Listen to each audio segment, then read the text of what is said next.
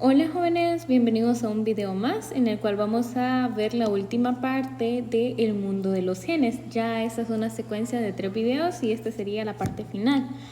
Las asignaciones ya las tienen en el grupo tanto de Classroom como de WhatsApp y ya saben que cualquier duda o consulta pueden realizarla. Ahora bien, continuando con el contenido y para finalizar la unidad 10 del mundo de los genes, tenemos la presentación de las anomalías cromosómicas conocidas como mutaciones, ya que a pesar de que la molécula del ADN es bastante estable, está expuesta a alteraciones espontáneas.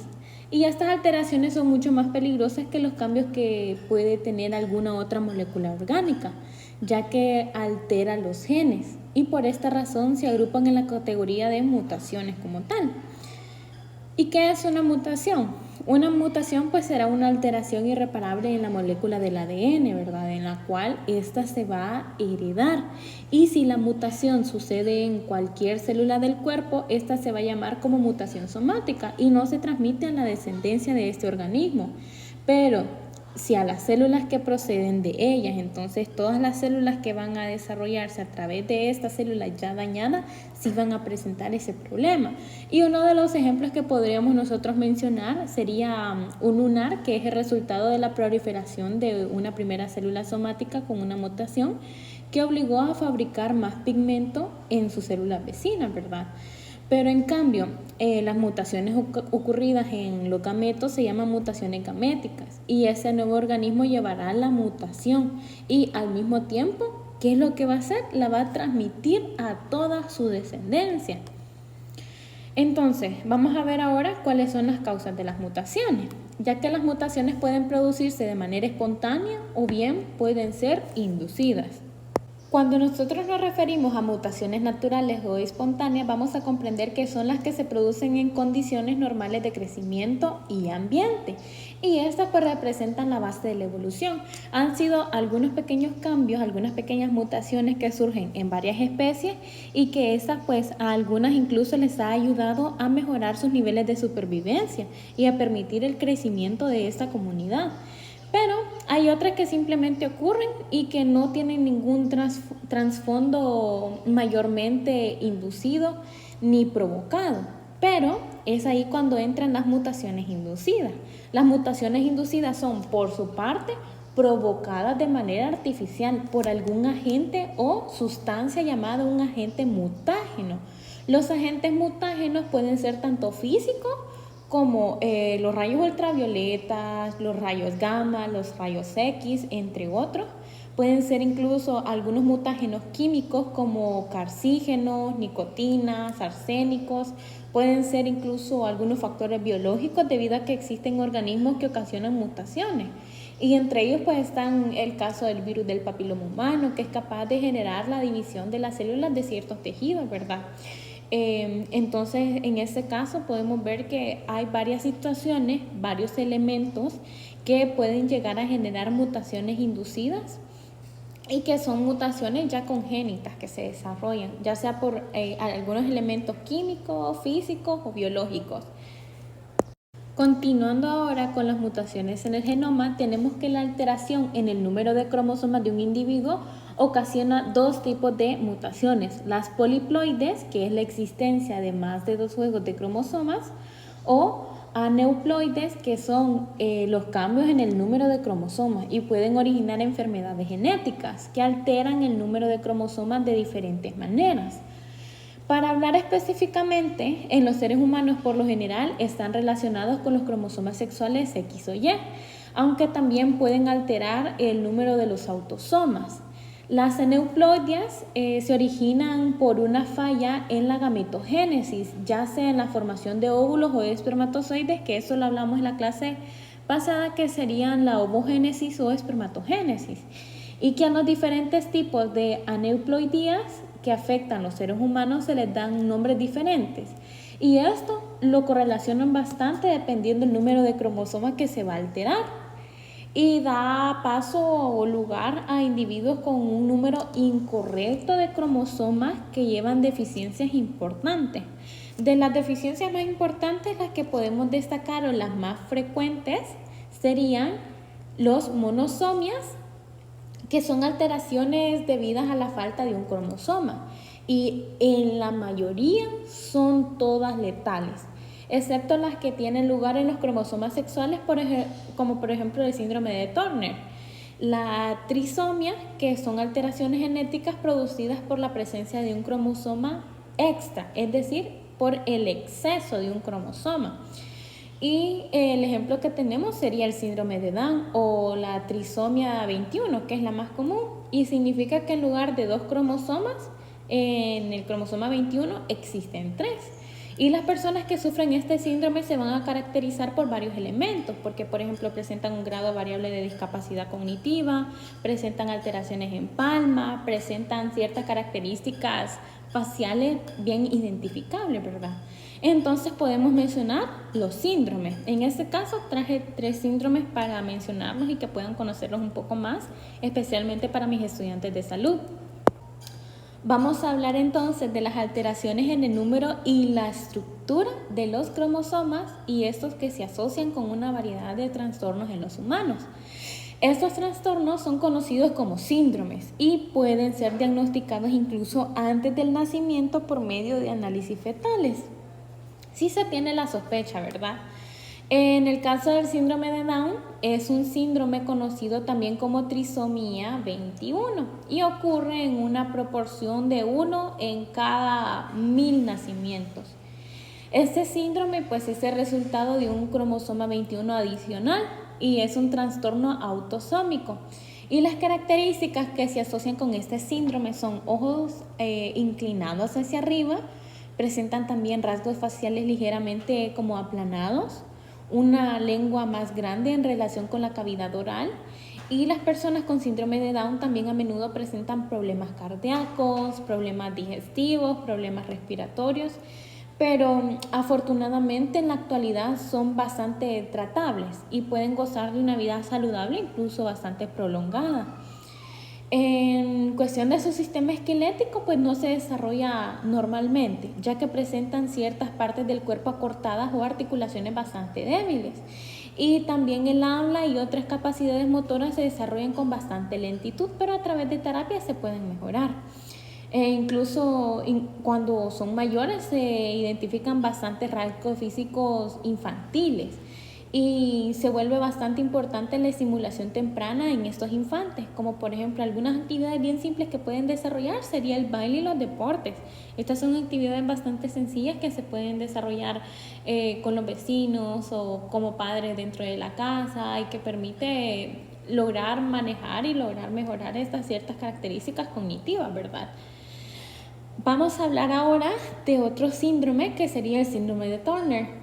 Esta anomalía va a consistir en la herencia de un solo cromosoma X, razón por la que el par de cromosomas sexuales no se completa y su genotipo se va a expresar como XO.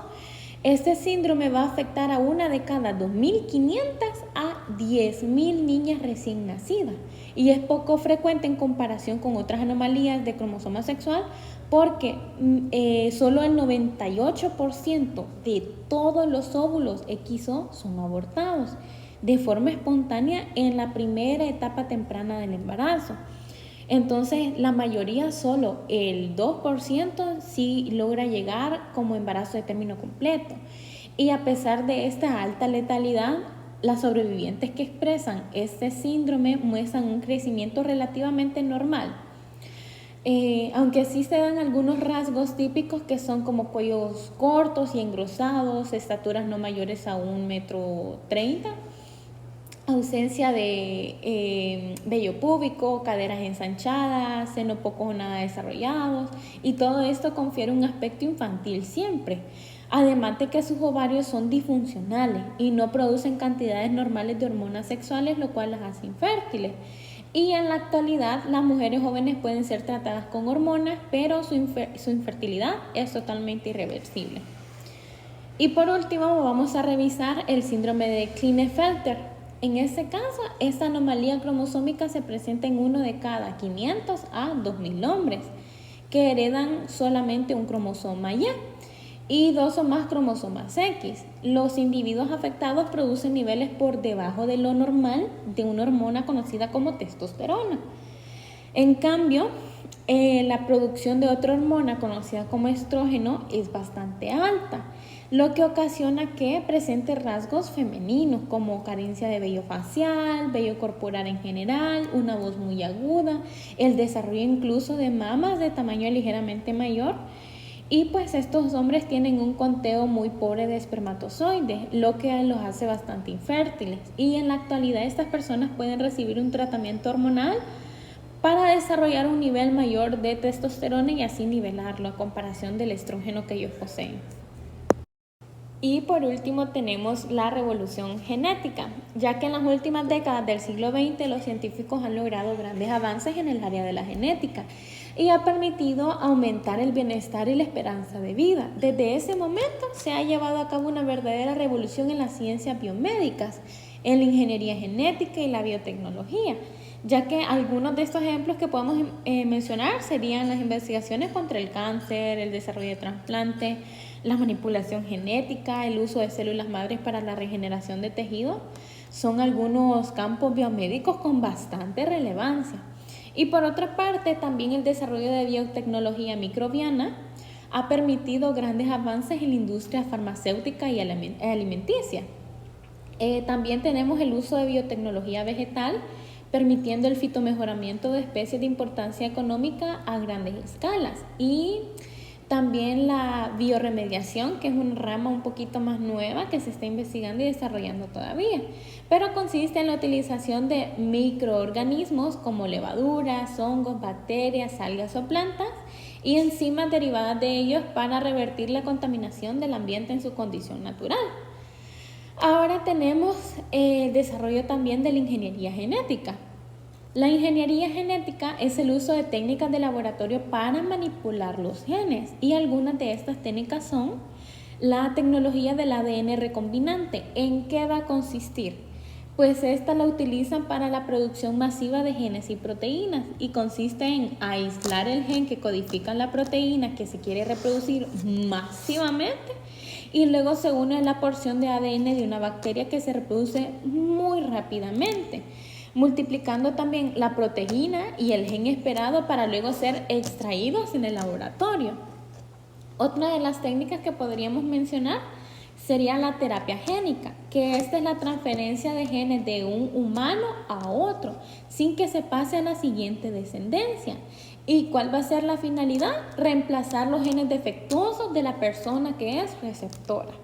Y por último tenemos la formación de organismos transgénicos, que transfiere genes de una especie a otra y esta información genética se pasa a las demás generaciones.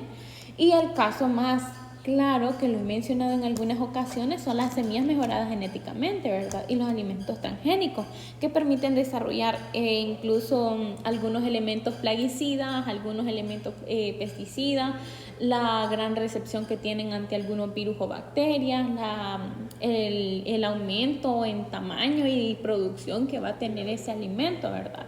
Que sería una de las herramientas o la aplicación que puedes llegar a tener. Ahora bien, vamos a hablar un término que para muchos era hace bastantes años bastante futurista y bastante novedoso y que tiene su cierta implicación y que se ha podido desarrollar incluso, que sería la clonación. La clonación es un procedimiento que permite obtener copias idénticas de la célula madre o de individuos completos, y estos aprovechan el hecho de que cualquier célula de cualquier tejido de un organismo contiene la misma información genética. Entonces, un clon es un grupo de 2 o más células o individuos genéticamente idénticos al progenitor. Y también podemos mencionar que existe otro tipo de clonación, que sería la terapéutica. Y en este caso va a tener como objetivo tratar enfermedades y regenerar tejidos a partir de células no diferenciadas que pueden dividirse indefinidamente y originar distintos tipos celulares, como una célula sanguínea o una célula nerviosa. Estas son llamadas células madre y pueden obtenerse de células somáticas de tejidos adultos, de embriones tempranos y del cordón umbilical. Y pues esta técnica tiene importantes aplicaciones médicas al poder tratar ciertas enfermedades y poder reparar incluso algunos órganos dañados. Pero La clonación terapéutica no está exenta de la polémica, ya que para obtener estas células madres se necesita crear embriones humanos que luego serán destruidos. Y hoy en día muchos de los embriones utilizados se obtienen de donantes en tratamientos de fertilidad. Pues se desarrolló una ley de investigación biomédica en 2007 que prohíbe la creación de embriones con fines de investigación. Entonces son temas bastante delicados en cuestión de ética y moral de un investigador, pero se hace esa división o ese señalamiento para su aplicación médica. Y eso sería todo, jóvenes, por el contenido de hoy. Nos vemos en la siguiente clase. Chao.